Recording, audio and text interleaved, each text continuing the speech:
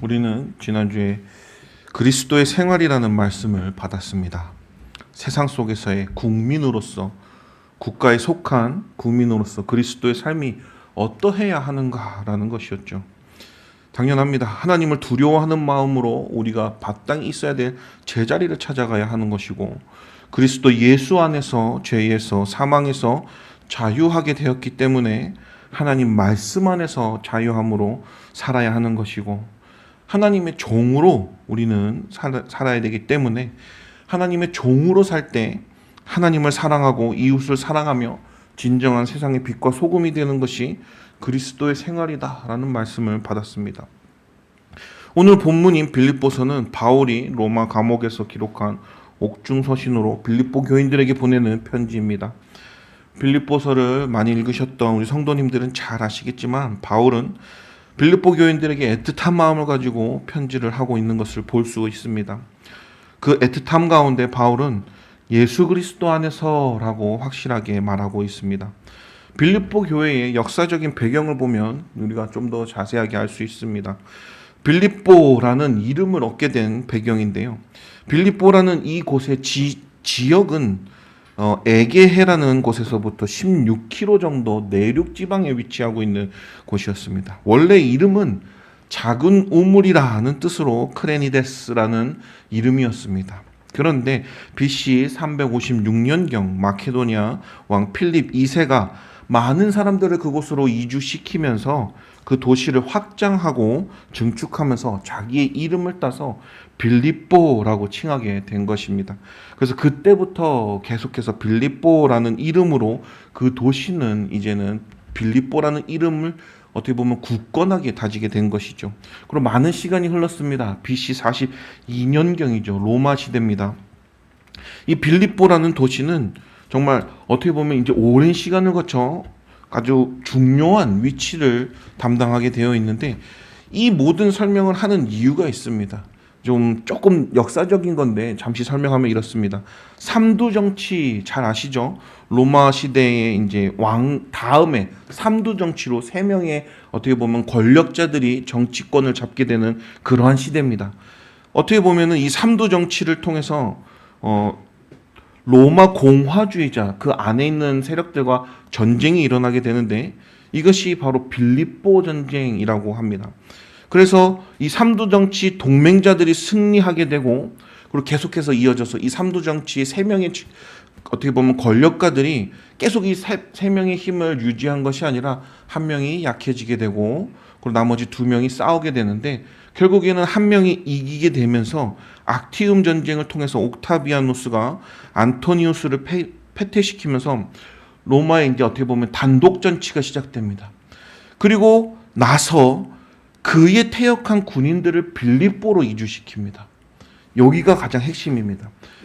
이 로마의 실권이 된 옥타비아누스는 이 빌립보라는 곳에 자기의 충신들을 보내면서 살게 함으로써 이 빌립보라는 곳은 원래 로마의 땅이 아닌 식민지였는데, 그 빌립보라는 땅까지도 로마 시민권을 주게 되면서 어떻게 보면은 식민지인데 불구하고 로마 백성들, 로마 시민권들과 동등한 위치를 얻게 되는 역할을 갖게 된다라는 것입니다. 그리고 이곳은 재미있게도 헬라인, 로마인, 아시아인 등 여러 민족이 섞여 살게 되었다라는 것입니다. 이게 바로 핵심입니다. 역사가 이렇게 막 흘렀다라는 것을 말하는 것이 아니라 가장 핵심이 이것입니다. 여러 민족이 섞여서 살고 있는 이 땅이라는 것이죠. 이것은 하나님께서 바울에게 전도하기 위한 발판으로 삼으시기 위한 것으로 이 모든 일들을 행하셨습니다. 어떻게 하냐 하는 것이 2차 전도 여행 중에 하나님께서는 바울에게 이곳으로 가라라고 강력하게 말씀하십니다. 그렇기 때문에 바울은 자기의 2차 전도 여행의 계획을 수정하며 이 빌립보라는 곳에 가게 되면서 유럽의 가장 제일 첫 번째 교회를 세우는 것이 빌립보 교회인 것이고, 그곳을 발판으로 어떻게 보면은 이제 이방인들에게 복음을 전파하는 아주 중요한 위치적인 자리로 이제 이 빌립보 교회가 감당을 하게 되는 것입니다. 이러한 역사적인 배경으로 볼 때 이 빌립보 교회는 어떻게 보면 바울에게 있어서는 첫 열매와도 같은 그러한 곳일 것입니다. 유럽의 첫 교회로서 어떻게 보면은 하나님이 주신 사명을 감당하는 선교의 발판으로서 나아가야 되는 중요한 위치의 교회다라는 것입니다. 이 시간 바울의 편지를 통해서 예수 그리스도로 말미암아 그리스도인의 삶이 어떠해야 되는지, 바울이 빌립보 교인들에게 무엇을 권면하는지 함께 상고하는 시간이 되기를 소원합니다. 첫 번째입니다. 예수 그리스도로 말미암는 그리스도인들은 서로를 위해 기쁨으로 간구하는 삶을 살게 됩니다. 3절에서 6절, 7절까지의 말씀을 함께 읽어보도록 하겠습니다. 내가 너희를 생각할 때마다 나의 하나님께 감사하며 간구할 때마다 너희 무리를 위하여 기쁨으로 항상 간구함은 너희가 첫날부터 이제까지 복음을 위한 일에 참여하고 있기 때문이라. 너희 안에서 착한 일을 시작하신 이가 그리스도 예수의 날까지 이루실 줄을 우리는 확신하노라. 내가 너희 무리를 위하여 이와 같이 생각하는 것이 마땅하니 이는 너희가 내 마음에 있음이며 나의 매임과 복음을 변명과 확정함에 너희가 다 나와 함께 은혜에 참여한 자가 됨이라. 아멘. 바울은 시작할 때 내가 너희를 생각할 때마다 라고 표현을 합니다. 이 표현은 바울의 편지에서만 발견되는 독특한 표현입니다. 단순히 추억 회상하는 것이 아니라 그것뿐만 아니라 그때 이제 바울이 함께 겪었던, 함께 공유했던 여러 가지 일들을 기억하고 아직까지도 간직하면서, 그리고 너희들은 그렇게 생각을 하면서 정말 애틋한 마음이 그대로 드러나는 것입니다. 그렇게 편지를 합니다라는 것이죠. 앞에서도 말했듯이 빌립보 교회는 바울이 2차 전도 여행 다시 마케도니아 지방에서 처음으로 유럽 최초의 교회가 바로 빌립보 교회입니다. 사실 이 바울이 빌립보 교회에 머문 기간은 다른 지역의 사역 기간과 비교해 볼 때 그리 길지는 않습니다. 하지만 빌립보 교회는 바울의 복음 전파 이후 지속적으로 바울과 친밀한 관계를 유지하며 여러 차례 물질적으로 또 기도로서 선교의 사역을 후원하며 바울과 좋은 관계를 유지하고 있었습니다. 바울은 이런 일들을 회상하며 기억하며 같이 그 일들을 감정을 공유하며 빌립보 성도들을 향해 나의 하나님께 감사하며 라고 표현을 합니다. 어떻게 보면 바울이 왜 굳이 나의 하나님이라고 이렇게 국한을 지었을까라고 오해할 수도 있지만 이 표현은 이것입니다. 전능하신 하나님께서 나의 하나님이 됩니다 라고 자신의 신앙 고백을 하는 것입니다. 나의 하나님께서 라고 표현하는 것이 전능하신 하나님이 나의 하나님이다 라고 바울의 신앙 고백 표현이라는 것이죠. 이것은 바울 서신 여러 곳에서 나타납니다. 결국 바울은 어떤 상황 속에서도 하나님이 함께 하심으로, 전능하신 하나님이 함께 하심으로 모든 일에 잘 감당할 수 있었습니다 라고 말을 하면서 여러 가지 이제 메시지를 전하고 있는 것이죠. 가장 살펴보아야 할 단어가 바로 간구라는 단어입니다. 간구 무슨 뜻입니까? 간절히 구하다, 맞죠? 간절히 구하다.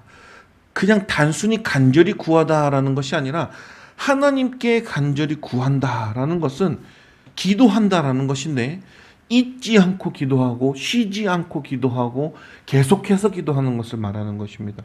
이 쉬지 않고 기도한다라는 말에 이 모든 것이 포함이 되어 있는데, 쉬지 않고 매일매일 기도한다, 매 순간 기도한다, 그 의미를 넘어서서 이 쉬지 않고라는 의미는 잊지 않고 계속해서 끊임없이 하나님께 기도할 때마다 기도합니다라는 의미죠. 결국에 바울은 빌립보 교회를 이렇게 생각하면서 하나님께 간구했다라는 것입니다. 그러면은 바울이 이 간구함은 무슨 이유 때문에 간구를 하였습니까? 단순히 앞에서 소개했던 대로 바울에게 물질적인 선교적 후원을 했기 때문에 감사한 것이 결코 아니었습니다.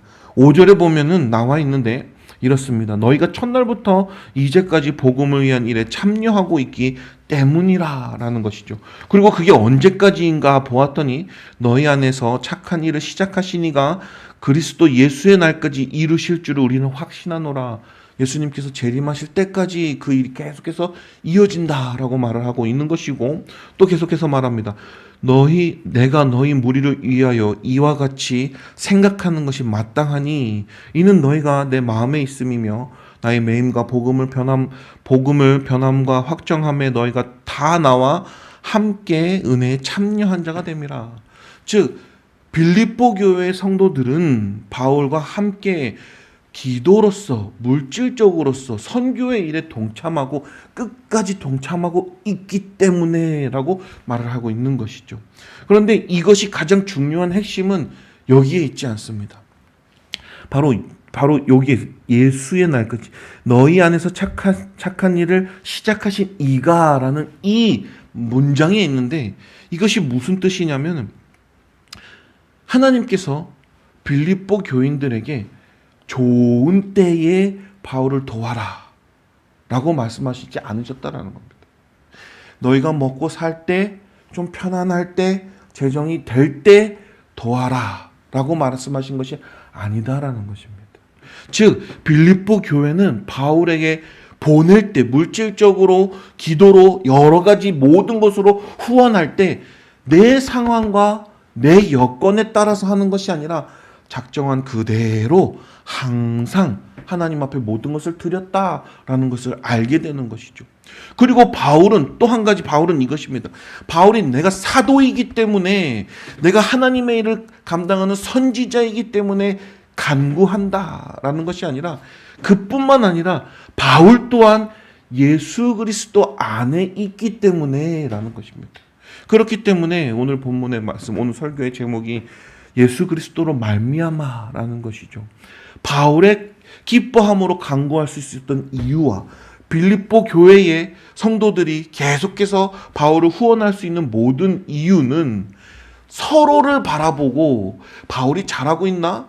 빌립보 교인들이 잘하나? 라는 것을 바라보고 서로를 위해 간구하는 것이 아니라 둘 다 예수 그리스도를 바라보고 하나님을 바라보고 하나님의 사명을 바라보고 나아갔기 때문에 서로를 위해 기뻐함으로 계속해서 예수님이 다시 오시는 그날까지 이 일을 감당할 수 있었다라고 말하는 것입니다. 이것이 이 말씀의 핵심입니다. 우리가 무엇을 할 때에 어떤 사람을 보고 일하면 실망하게 되어 있습니다. 사람을 보고 일하게 되면은 마음에 언제든지 실망을 갖게 되어 있습니다. 그 사람이 요만큼만 못하게 돼도, 아니 왜? 저 사람은 안 그럴 줄 알았는데. 대표적으로 우리들이 목회자들, 목사님들을 볼 때 많이 얘기하는 게 그것이죠. 목사님이라면 마땅히 이렇게 행해야 되는 거 아닙니까? 목사님이라면 이렇게 하는 것이 맞지 않습니까? 그런데 그 말을 보면 절대 그것이 지금 핵심이 아니라는 것입니다. 그 성도님들이 목사님을 도와서 일을 할 때 보아야 하는 것이 목사님이 아니라 하나님이라는 것이죠. 목사님이 성도님들과 함께 일을 하면 나아갈 때 어떤 성도님이 더 많은 헌금을 하나, 어떤 성도님이 더 일을 잘하나, 그것을 보는 것이 아니라 하나님을 보고 함께 일하며 나아간다라는 것이죠. 이것이 바로 우리에게 주는, 바울이 주는 메시지인 것입니다. 그렇기 때문에 우리 영천교회는 너무나도 감사하죠. 너무나도 감사할 수밖에 없습니다. 왜냐하면 말씀으로 바로 서 있기 때문에, 하나님 중심이기 때문에, 성경 중심이기 때문에, 교회 중심이기 때문에 이 사람이 잘하나? 이 사람이 못하나? 이 사람이 나보다 더 많이 했나? 이 사람은 어떠나? 보고선 일하는 것이 아니라 늘 한결같이 하나님을 보고 일하기 때문이다라는 것이죠. 중직자이기 때문에만 일하는 것이 아니라 모든 성도님들이 함께 일해야 된다라는 것입니다. 중직자들은 더 열심히 일할 수밖에 없죠. 하나님이 주신 많은 일들이 있기 때문입니다. 그렇기 때문에 더 많이 감당하는 것이지, 무엇이 잘나서 무엇이 나아서 하는 것이 아니다라는 것입니다. 그렇기 때문에 바울은 예수 그리스도로 말미암아, 그래서 기쁨으로 항상 간구합니다 라고 설명을 하고 있는 것이죠. 우리 영천교회 모든 성도님들은 늘 하나님만 바라보시면서 언제나 하나님을 위한 성도님으로서 함께 발맞춰 나가는 성도님들이 되시기를 바라겠습니다. 두 번째입니다. 예수 그리스도로 말미암는 그리스도인들은 예수 그리스도의 심장으로 사모하는 삶을 살게 됩니다. 8절 말씀을 보면 이렇습니다. 내가 예수 그리스도의 심장으로 너희 무리를 얼마나 사모하는지 하나님이 내 증인이시니라. 어떻습니까?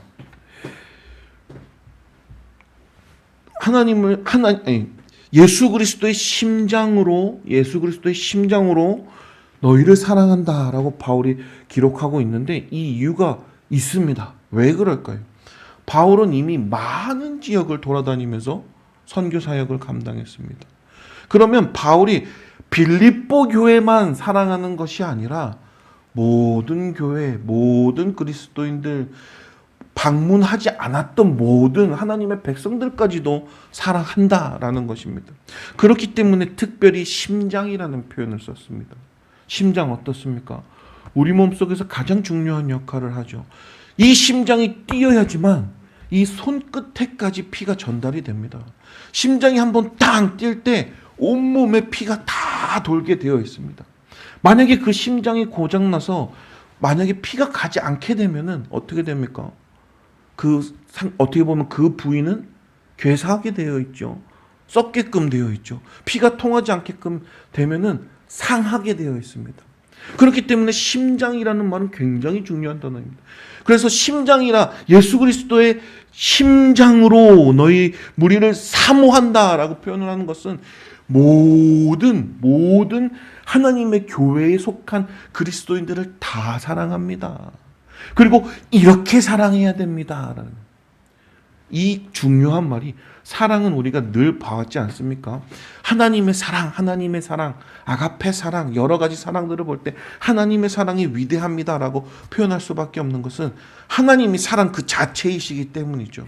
그리고 하나님이 우리에게 주신 그 속성 중에서 하나님의 사랑을 본받아서 살아갈 때 그 하나님의 사랑을 따를 때만 아무런 탈이 없기 때문입니다. 왜 그러냐면요, 세상에 속한 사랑은 요만큼씩 뭔가 조건이 있어요. 요만큼씩 뭔가가 바라는 게 있어요. 그리고 사랑의 끝이 잘못되면은 스토커가 됩니다.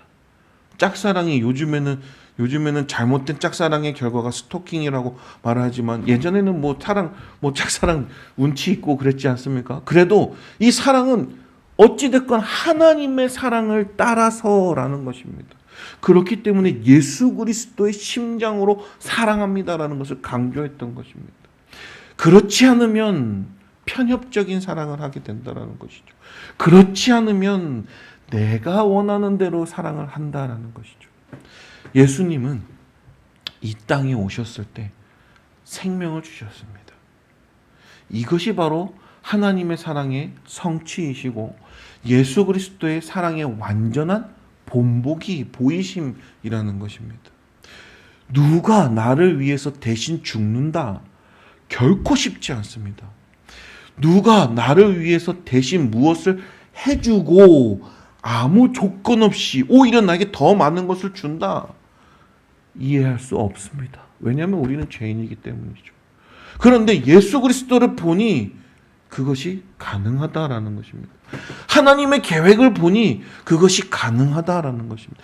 우리가 세상의 관점과 세상의 눈으로 봤을 적에는 사랑은 나를 위한 사랑이어야 되고 내게 이익이 되는 사랑이어야 되고 내가 원하는 사랑이 되었어야 되는데 하나님의 사랑, 예수 그리스도의 사랑으로 보니 그 사랑이 틀리고 하나님의 사랑이 맞음으로 이것이 온전한 사랑이더라라는 거죠.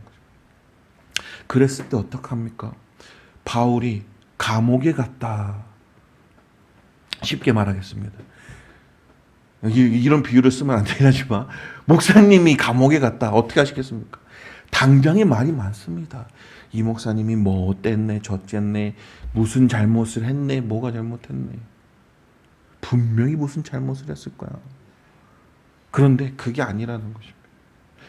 하나님의 일을 맡기신, 어떻게 보면 우리에게 있어서 영적 위정자입니다.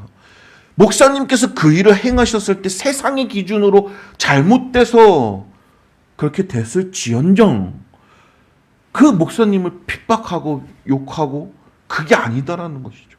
하나님이 무슨 뜻이 있어서 이렇게 행하셨을 것이고 결국에는 하나님의 선하신 뜻대로 모든 것이 이루어질 거다라는 이것이 있어야지 핍박을 하는 것이 아닙니다. 욕을 하는 것이 아닙니다. 그것을 감당할 때에 끝까지 똘똘똘똘 뭉쳐서 교회의 중심이 되어서 말씀이 중심이 되어서 사람을 보고 따라가는 것이 아니라 하나님을 보면서 따라가는 그러한 것이 되는 것입니다. 바울이 감옥에 갇혔을 때 빌립보 교회 성도들이 어떻게 했습니까? 당연히 그 갇힌 이유가 너무나도 잘 알죠. 예수 그리스도를 전파했기 때문이 아니겠습니까? 그 이유로 감옥에 갔을 때 어찌됐건 실망할 수밖에 없습니다. 우리가 그토록 믿고 후원했던 선교사님, 목자이신데 이제는 감옥에 갔으니 더 이상 하나님의 일을 못할 것 아니냐? 그러면 이제 더 이상 우리가 후원하는 것이 무의미한 것 아니냐라고도 생각할 수 있기 때문입니다. 하지만 빌립보 교회는 그것을 끊거나 그것으로 인해 낙심하지 않고 끝까지 후원했다라는, 끝까지 도왔다라는. 그렇기 때문에 나의 매임과 복음을 변명함과 확정함에 너희가 다 나와 함께 은혜에 참여한 자가 되니라.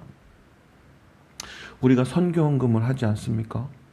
단순히 우리가 물질적으로만 후원하는 것이 절대 아닙니다. 우리가 물질적으로 선교사님을 후원하고 기도하는 것은 선교사님이 그 자리에서 영적 전투를 하고 힘겨운 싸움을 하고 있는데 동참하는 것입니다. 그렇기 때문에 선교 헌금의 의미는 단순한 것이 아닙니다. 이 선교 헌금은 우리가 함께 그곳에 나가 영적으로 싸우고 하나님의 말씀을 전파되는 그 선교지에서 함께 진력하며 싸우는 것과 같은 것입니다. 바울은 이것을 말해주고 있는 것입니다. 그렇기 때문에 가장 중요한 게 이것입니다. 빌립보 교회만 분명히 아닙니다. 다른 교회도 다 마찬가지입니다. 기도로 후원하고 물질로 후원하는 모든 교회는 하나님의 그 심장, 예수 그리스도의 심장으로서 다 사모합니다라고 말합니다. 즉 바울은 내가 잘나서 이런 일을 감당하는 것이 아니고 내가 능력이 있어서 이곳에 가서 복음을 전파하는 것이 아니라 온전히 하나님의 도우심으로 이 일이 감당할 수 있는 것이고 하나님의 도우심으로 여러 성도님들의 기도와 물질적인 후원으로 내가 이 자리에 있을 수 있습니다를 말하고 있다라는 것입니다. 즉 나의 나 된 것은 그리스도로 말미암아 된 것입니다 라고 고백하는 것입니다. 그렇기 때문에 예수 그리스도의 심장으로 사모한다라는 이 말은 단순히 사랑으로 끝나는 것이 아니라 모든 하나님의 주권적인 구속사 가운데 이루어져 나가는 일들이 포함되어 있는 것입니다. 그래서 심장으로 하여금 온몸의 피를 전달해 줘서 각 지체가 움직일 수 있는 것처럼 하나님의 말씀으로 하나님의 사랑으로 우리가 온몸의 힘을 받을 때 예수 그리스도의 사랑과 하나님의 사랑으로 힘을 받을 때 온전한 하나님의 일을 감당할 수 있게 됨을 말해주고 있는 것입니다. 우리 영천교회 성도님들은 우리가 이 구로 성전으로 이전함으로 따라서 하나님이 우리에게 주시는 새로운 비전을 꼭 바라보셔야 됩니다. 그리고 담임 목사님이 주시는 그 생명의 말씀에 심장의 그 펌프질을 느끼실 때에 가만히 서서 계시면 안 되고 움직이셔야 됩니다. 행하셔야 됩니다. 말씀을 들고 나가셔야 됩니다. 단순히 2시 됐으니까 이제 나가서 전도지만 돌려주고 반창고 하나 주고 와야지가 아니라 한 명언을 만날 때 간절하셔야 됩니다. 신천지를 우리가 요즘 계속 보고 있지 않습니까? 그 사람들 전도 방법 보면 대단하지 않습니까? 그 한 명의 사람을 자기네 신천지로 데려가기 위해서 엄청나게 계획을 합니다. 정말 단순히 잠깐이 아니라 오랜 기간을 두고 침투하고 교제 나누고 관계를 맺으면서 데리고 가려고 정말 전략적으로 합니다. 그런데 우리는 어떻습니까? 그 이단도 그렇게 자기네 그걸 하려고 자기네 교세를 늘리기 위해서 노력을 하는데 우리는 어떻습니까? 예수 그리스도의 심장으로부터 전해지는 그 능력의 힘이 우리에게 전달되고 있을 때 그 힘을 어디에 쓰십니까? 라는 것입니다. 바울처럼 내 목숨까지도 내어놓으심으로 나가셔야 됩니다. 빌립보 교회 교인들처럼 실망하는 것이 아니라 끝까지 자기가 감당하는 일을 완수함으로 나아가야 됩니다. 우리 영천교회의 구로 성전을 허락하신 하나님의 뜻을 받고 목사님의 말씀대로 힘을 받아 우리가 나가서 전도해야 됩니다. 이 자리가 어떻게 보면은 마음 아픈 자리일 수도 있지만 우리에게는 희망의 자리입니다. 한 자리 한 자리 채워질 때마다 하나님이 주시는 기쁨을 누릴 수 있기 때문이죠. 한 자리 한 자리 채워져서 이 모든 자리가 채워져서 정말 예배를 1부, 2부, 3부 예배를 드리게 되고 이 자리에 잔이 넘쳐날 때에 그때는 우리가 하나님의 역사하심이 이렇구나 보게 된다. 그 일을 소망하시면서 말씀의 힘이 전달하실 때 힘써 일하시는 우리 영천의 성도님들이 되시기를 바라겠습니다. 세 번째입니다. 세 번째, 예수 그리스도로 말미암은 그리스도인들은 의의 열매로 하나님께 영광 돌리게 되어 있습니다. 9절부터 11절까지 함께 읽어보도록 하겠습니다. 내가 기도하노라 너희 사랑을 지식과 모든 총명으로 점점 더 풍성하게 하사 너희로 지극히 선한 것을 분별하며 또 진실하여 허물 없이 그리스도의 날까지 이르고 예수 그리스도로 말미암아 의의 열매가 가득하여 하나님의 영광과 찬송이 되기를 원하노라. 아멘. 가장 중요한 것이 이겁니다. 사랑도 충만해야 되고 서로를 위한 기쁨으로 간구한 것도 해야 되는데 이게 중요합니다. 바로 하나님의 지혜라는 겁니다. 하나님께로부터 오는 지혜가 있어야 된다는 것입니다. 이게 무엇이냐면 하나님의 뜻을 아는 것입니다. 지혜라는 것은 뭘 잘해서가 지혜가 아니라 하나님의 뜻을 알고 움직이는 것이 바로 지혜로운 것입니다. 그 선한 일들이 이루어져 나갈 때 그 선이 하나님의 기준이 되어서 하나님의 뜻대로 이루어져 나갈 때 그것이 선한 것이고 지혜로운 일이 되는 것이지 나의 뜻대로 되면은 그것이 절대 지혜롭지 않다라는 것을 말해주는 것입니다. 바울은 너희 사랑을 지식과 모든 총명으로 점점 더 풍성하게 하사 이 얘기를 하면서 너희로 지극히 선한 것을 분별하며 진실하여 라는 것을 씁니다. 앞에서도 말했듯이 잘못된 사랑은 잘못된 결과를 나타냅니다. 또 잘못된 간구는 응답받지 못함을 받습니다. 그럼 어떻습니까? 우리는 사람이기 때문에 이런 일들 때문에 상처받고 힘들어한다는 것이죠. 내 정말 간절한 기도가 내가 사랑 베푼 것이 전달이 제대로 되지 않았을 때는 상처받는다는 거예요. 그럼 그 상처받은 것 속에서 어떻게 하시겠습니까? 내 사랑이 맞아. 끝까지 주장하시겠습니까? 내가 하는 방법이 맞아. 내 사랑은 정말 순수한 사랑이야. 하나님이 주신 사랑이야. 말씀하시겠습니까? 분명히 기억하십시오. 뭔가 잘못되고 있다는 것을 인지할 때 하나님의 말씀을 붙잡고 기도하셔야 됩니다. 이것이 살아나는 유일한 방법입니다. 하나님께로부터 오는 지혜를 받지 않고선 내 고집만으로 내가 생각해서 이것이 하나님의 사랑입니다 하고 계속해서 나아가면 하나님이 나는 그렇게 한 적이 없는데 그럼 어떻게 하시겠습니까? 하나님의 사랑을 분별할 줄 알아야지 바른 행동을 할 수 있게 되는 것입니다. 바른 사랑을 할 수 있게 되는 것입니다. 저번에도 한번 예화를 들었지만 사랑은 베푸는 것입니다. 그죠? 베풀 때 어디까지 베푸시겠습니까? 라는 것이죠. 이 사람이 원하는 것을 다 들어주는 데까지 베푸시겠습니까? 라는 것입니다. 우리 어린아이에게 칼을 주면 어떻습니까? 위험합니다. 근데 모르죠. 갖고 놀고 싶죠. 그런데 그걸 주면 어떻게 됩니까? 사랑입니까? 그 아이가 원하는 것을 들어줬기 때문에 사랑입니까? 우리 어린 친구들에게 엄마 나 1억만 줘. 그럼 그 1억을 주는 게 사랑입니까? 진지하게 물어보는 거예요. 돈이 많으면 행복하다라고 세상 사람들은 생각하기 때문입니다. 돈이 많으면 아무런 걱정이 없을 거라고 생각하는 세상 사람들의 생각 때문에 이 얘기를 하는 것입니다.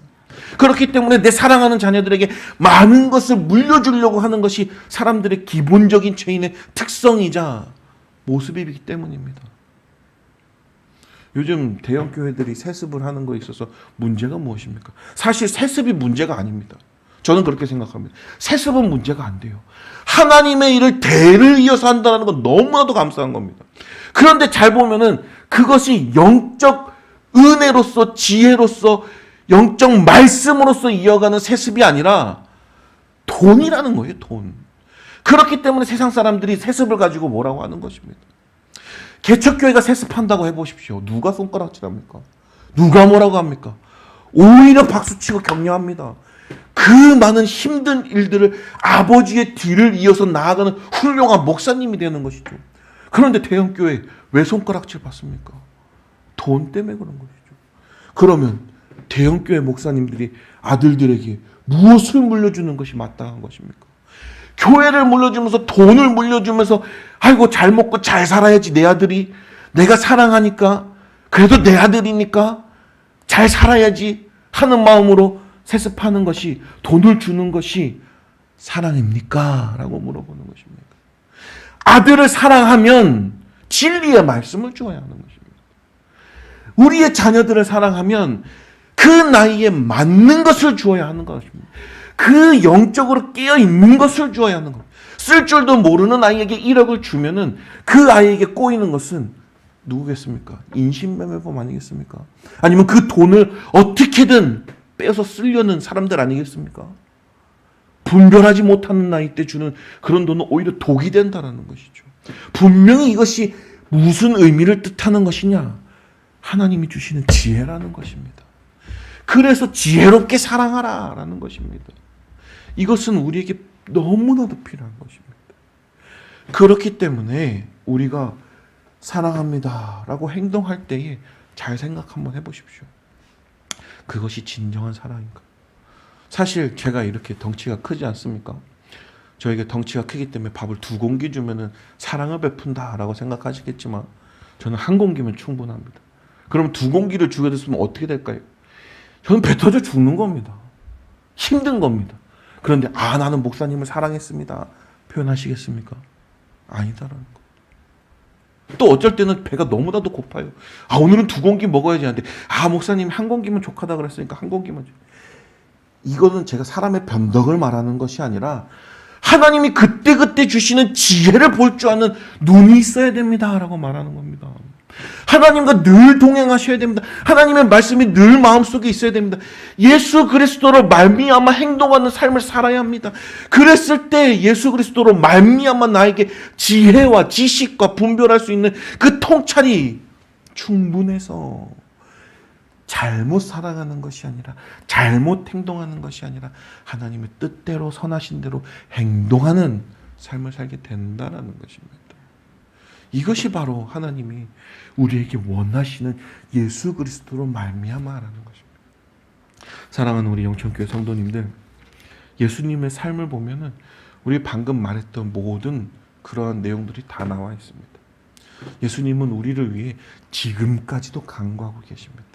지금까지도 우리를 위해 기도해 주시고 계십니다. 예수님이 다시 오실 그날까지 우리를 위해 기도하고 계십니다. 우리의 있을 곳을 예비하시면서 우리로 하여금 길을 잃지 않고 예수 그리스도께서 보여주신 그 본을 따라 성령 하나님의 인도하심으로 하나님의 뜻대로 살아가는 삶을 살 수 있도록 기도해 주신다라는 것입니다. 그리고 예수님의 사랑 어떻습니까? 자신의 목숨을 내어주시는 사랑, 십자가의 사랑 보여주셨습니다. 그리고 어떻습니까? 예수님은 훌륭한 선지자이시죠.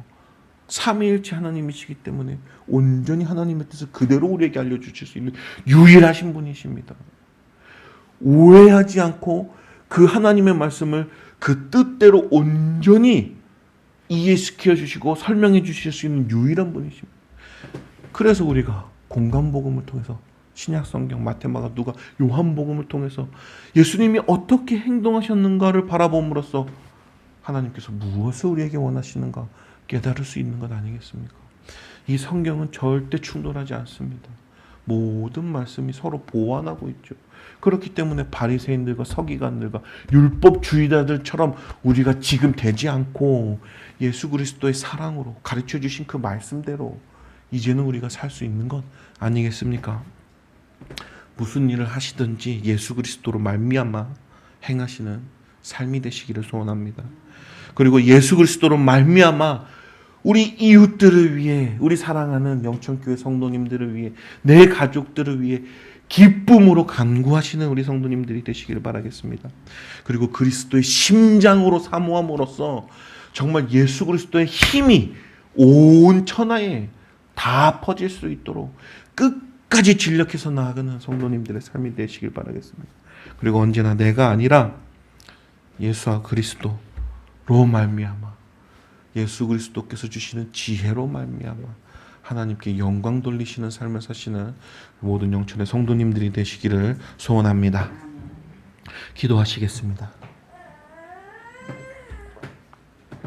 먼저 기도하실 때에 받은 말씀대로 그리스도인의 삶을 생각하시면서 하나님, 우리가 정말 하나님이 주시는 그 뜻대로 예수 그리스도로 말미암아 우리 성도님들 서로를 위해 기쁨으로 간구하게 하시고, 또 예수 그리스도로 말미암아 이 모든 것을 예수 그리스도의 심장처럼 사모하게 하시고, 또 예수 그리스도로 말미암아 하나님께 영광 돌릴 때에 하나님의 지혜와 주시는 의의 열매로 영광 돌리게 하여 주시옵소서. 기도하시길 바라겠습니다.